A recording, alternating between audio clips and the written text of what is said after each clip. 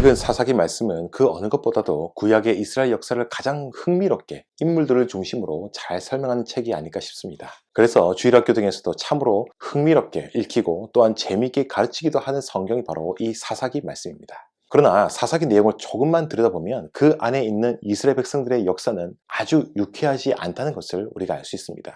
사사기를 통하여서 보면 이스라엘 백성들은 거기에 들어가서 정복을 하는 것이 아니라 오히려 이스라엘이 가나안의 풍습에 동화되면서 가나안에게 거꾸로 정복당하는 모습을 볼 수가 있습니다. 이스라엘 백성들은 가나안 땅을 정복하러 들어가서 오히려 가나안화 되어 갔습니다. 그들은 가나안의 타락과 부패를 따라갔으며 가나안의 가치관과 풍습과 종교와 종교의식들을 그대로 따라가기 시작했습니다. 결국 사사기는 이스라엘이 가나안 땅에서 가나안을 정복하지 못하고 급속하게 가나안의 타락과 부패에 동화되어 버린 이스라엘의 참담한 결말로 마무리되고 있습니다.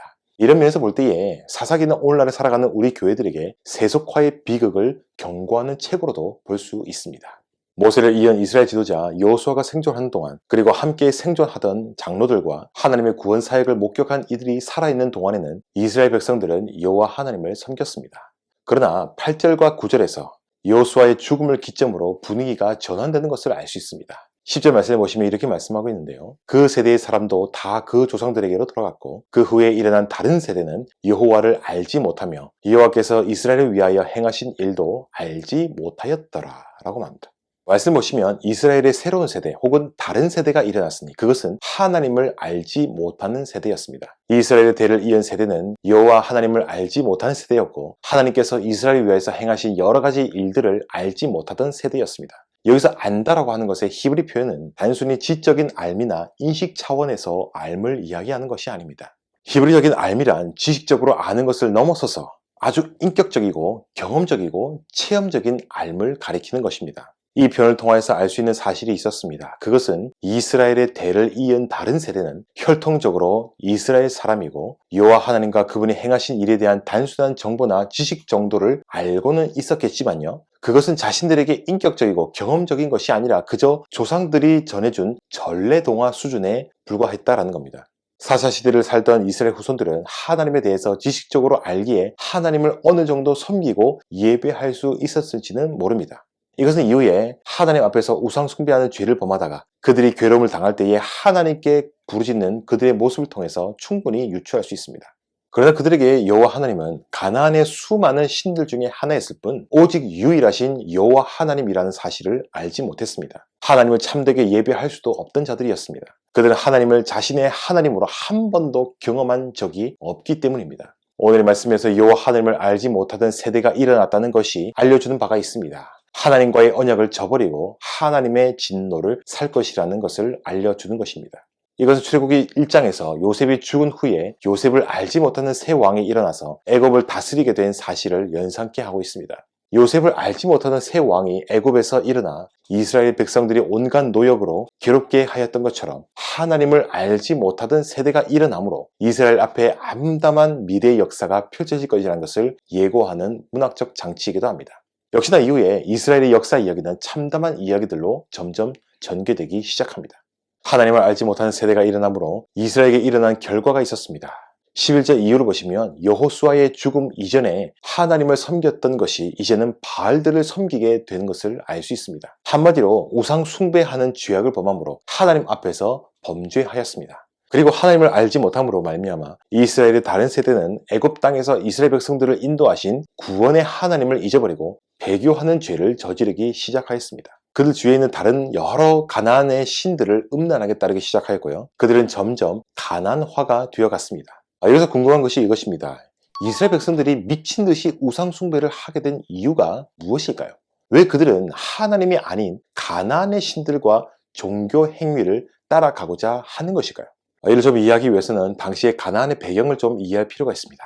이스라엘 백성들이 들어간 가나안 땅은 젖과 꿀이 흐르는 윤택한 땅이었습니다. 당시 가나안 땅 거주민들의 생활은 윤택하고 풍요로워 보였습니다. 또한 가나안은 후기 청동기 시대를 맞이하면서 상당한 문명 발달을 이룩하고 있었던 때였습니다. 그래서 그들에게 상당한 부가 축적되었고 물질이 주는 매력을 가지고 있었습니다. 출애굽해서 무려 40여 년 동안이나 척박하던 광야 생활을 했던 이스라엘의 눈에는 매력적으로 보일 수밖에 없던 것들이었습니다. 당연히 가나안 사람들의 풍요로움의 비결을 알고자 했을 것이고요. 가나안 사람들은 자신들의 종교를 이유로 들었을 것입니다. 가나안에서 주로 섬기던 신은 바알이었습니다. 바알은 태풍과 천둥을 주관하는 신으로 알려졌는데 이는 비를 동반하기 때문에 자연스럽게 작물의 풍요함을 주관할 수 있는 신으로 인식되었습니다. 왜냐하면 당시의 비나 물은 풍요와 다산으로 연결되었기 때문입니다. 원시 사회에서 먹고 사는 문제가 해결되는 것이 큰 이슈였기 때문에 당연히 풍요로움과 다복함을 약속하는 종교가 인기 있었습니다.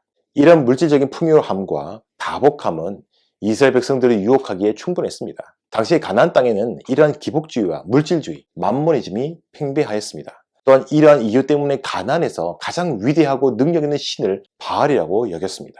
그들에게 많은 재물과 먹을 것들을 보장해주는 신이 최고일 수밖에 없었습니다. 이처럼 가나안 땅에서의 가치관은 바로 물질 만능주의와 기복주의였습니다. 이렇게 다산과 풍요로움을 앞세운 가나안의 종교는 광야 생활을 겪었던 이스라엘 백성들에게 매력적일 수밖에 없었습니다. 결국 하나님을 알지 못하는 세대, 즉 다른 세대가 일어난 결과물은 우상숭배였고, 이러한 우상숭배에 그들이 빠질 수밖에 없었던 궁극적인 이유는 기복주의였고 물질에 대한 탐욕 때문이었습니다. 오늘로 치면 돈만 있으면 행복하다는 것이고요. 부유하기만 하면 그게 최고라고 하는 것과 마찬가지입니다. 하나님을 알지 못하는 세대는 그들에게 참으로 복주시고 그들을 구원하신 유일하신 하나님을 버리고 부유함과 재물의 마음이 빼앗겨서 광적으로 우상숭배에 빠져 들어갔습니다. 그들은 하나님 앞에서 영적인 간음을 행하였습니다. 그래서 예수님께서는 우리에게 분명히 말씀하신 바가 있습니다. 집 하인이 두 주인을 섬길 수 없나니 혹 이를 미워하고 저를 사랑하거나 혹 이를 중히 여기고 저를 경히 여길 것임이라. 너희는 하나님과 재물을 겸하여 섬길 수 없느니라 라고 말씀하죠. 여러분, 우상숭배가 무엇입니까? 이 세상에서의 나의 욕심을 채우기 위해서, 나의 이기적인 탐욕을 만족시키기 위하여 인간 스스로가 자신이 원하는 방향대로 만들어낸 것이 우상이 아니겠습니까? 율법의 말씀을 통해서 나타내신 하나님, 우리를 구원하신 하나님이 아니라 자신의 요구를 충족시켜 주기만 하고 내가 원하는 방향대로 좌지우지할 수 있는 것이 바로 인간의 우상입니다. 결론적으로 오늘 말씀에서 하나님을 알지 못하는 세대는 하나님과 하나님께서 그들을 위해서 행하신 일들을 알지 못함으로 물질 숭배와 우상 숭배에 빠져서 하나님의 진노를 사는 악한 세대가 되었습니다. 이것이 오늘 우리가 읽었던 말씀에서 나타내는 다른 세대의 장면이고 다른 세대가 산출해낸 삶의 결과물들이었습니다. 어쩌다가 하나님의 성민인 이스라엘 백성들 가운데 이런 다른 세대가 일어나게 되었는 것일까요?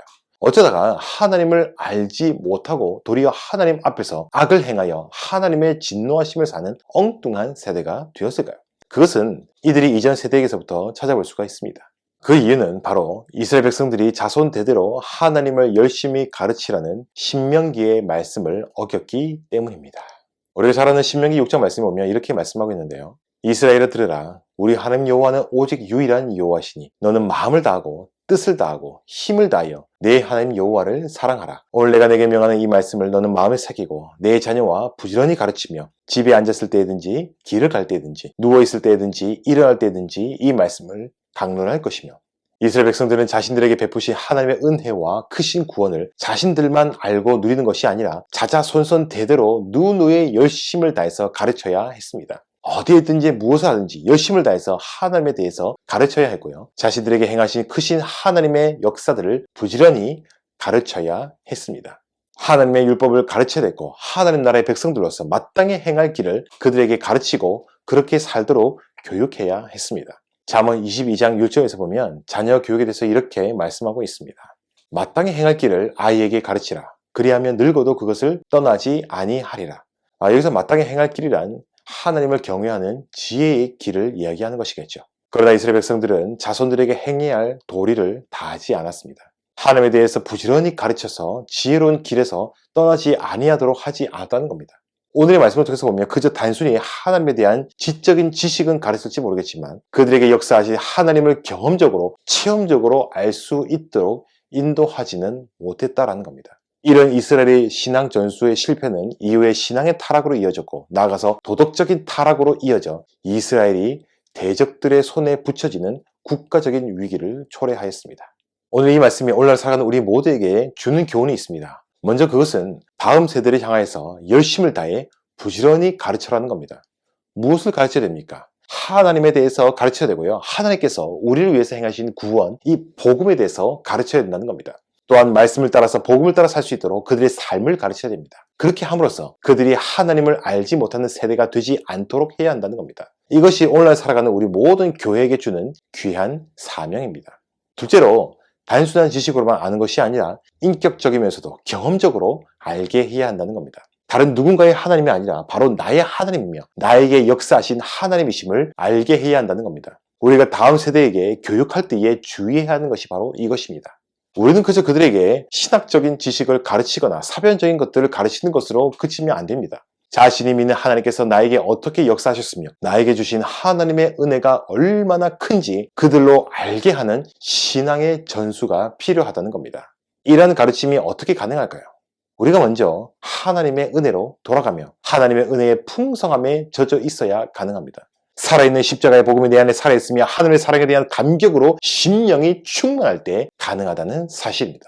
사랑하는 여러분, 우리 모두는 교사라는 사실을 기억하시기 바랍니다. 왜냐하면 우리가 먼저 복음을 받아들이고 복음을 경험하였다면 이 은혜를 우리만 이기적으로 아는 것이 아니라 전해야 할 의무가 생겼기 때문입니다. 우리 가운데 거룩한 부담감이 생기기 때문에 우리는 복음을 전할 수밖에 없고 하나님의 사랑을 가르칠 수밖에 없습니다. 그리고 이 자리에 앉아있는 우리 모두가 다 교사나 교육자의 직분이 아니라고 할지라도 각자의 가정에서 자녀들에게 교사와 같으며 손주들에게 교사와 같고 교회에서 만나는 모든 믿음의 후배들에게 교사의 역할을 감당해야 한다는 겁니다. 마지막으로 우리 모두는 다음 세대를 위해서 기도해야 됩니다. 오늘의 시대는 그 어느 때보다도 풍요롭고 살기가 좋은 시대를 살아가고 있습니다. 그러다 보니 이제는 예전처럼 은혜에 대한 갈망이 점점 떨어지는 것이 바로 현실입니다. 이런 실정에 다음 세대가 하나님의 말씀보다는 편리하고 흥미로운 세상에 빠져 세속화가 되기 참으로 쉬운 것이 또한 사실입니다.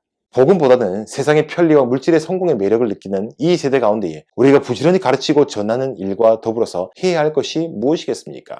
다음 세대를 위해서 기도하는 것입니다. 한국교회의 미래를 위해서 기도하는 것입니다.